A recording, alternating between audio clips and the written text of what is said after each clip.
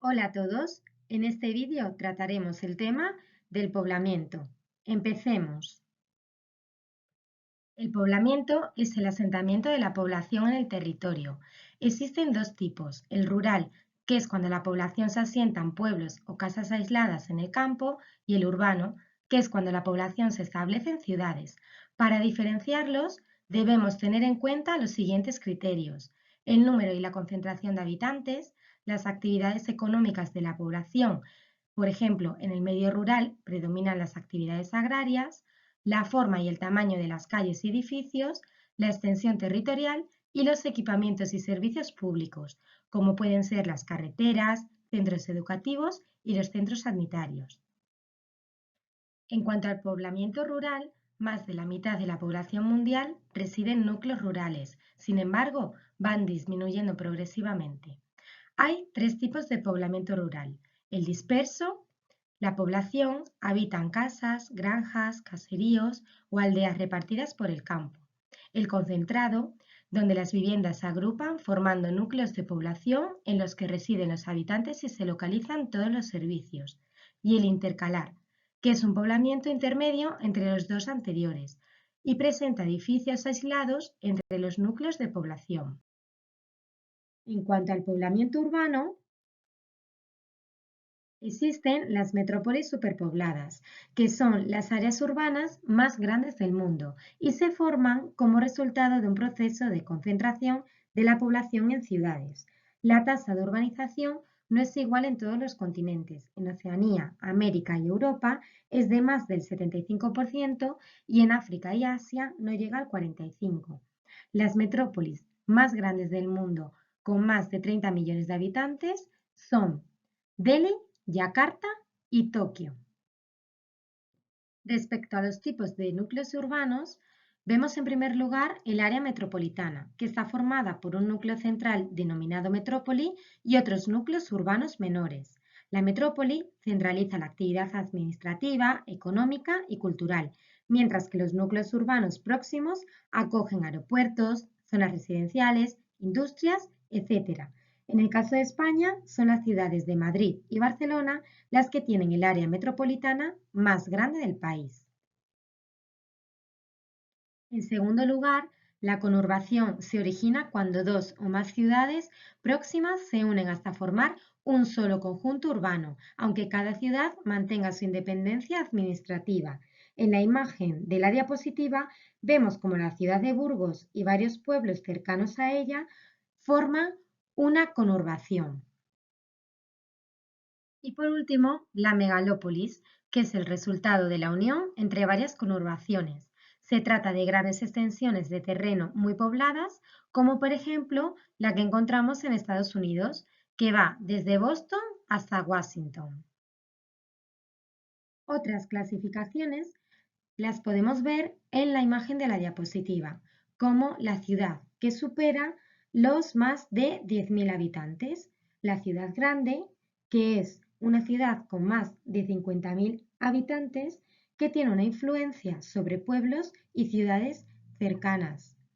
La ciudad global, que es una ciudad que no se caracteriza por la cantidad de habitantes, sino por la influencia y poder en el ámbito internacional. Aún así, también son ciudades muy pobladas. La megaciudad, que cuenta con más de 10 millones de habitantes y ejerce una fuerte influencia sobre su región y tiene ciudades y ciudades grandes a su alrededor, y se encuentran principalmente en Asia. Y por último, el corredor urbano discontinuo, que es una zona o región de cientos de kilómetros que atraviesan varios países. Los encontramos en zonas del mundo donde la superficie urbana supera en extensión a lo rural. En cuanto a las funciones de la ciudad, podemos encontrar 5 tipos. En primer lugar, la función residencial, donde predominan las viviendas sobre los comercios, industrias, monumentos históricos, etc. En segundo lugar, la comercial. En algunos abundan tiendas, grandes almacenes, supermercados y centros comerciales.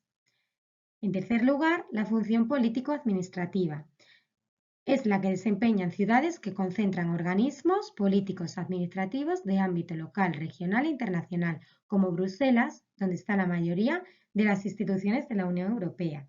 En cuarto lugar, la función industrial. En la actualidad, se localiza en las afueras o en la periferia urbana, como por ejemplo en Detroit, Estados Unidos, Milán, Italia y Rotterdam, en Países Bajos. Y por último y en quinto lugar, la función cultural, que la ejercen ciudades que poseen centros educativos relevantes como Oxford o Lovaina o tienen un patrimonio histórico-artístico de gran interés como Florencia o Toledo. La función cultural también se vincula a la religiosa, como por ejemplo en la Meca, Jerusalén o el Vaticano. Para finalizar el tema, analizamos los tipos de planos urbanos.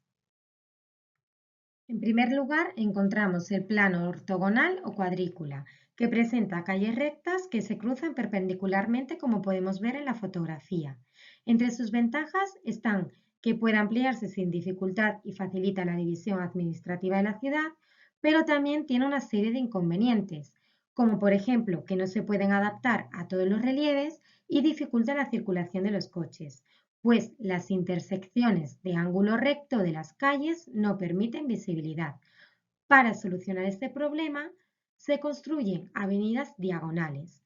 Ejemplos de ellos son Buenos Aires, Nueva York o Barcelona.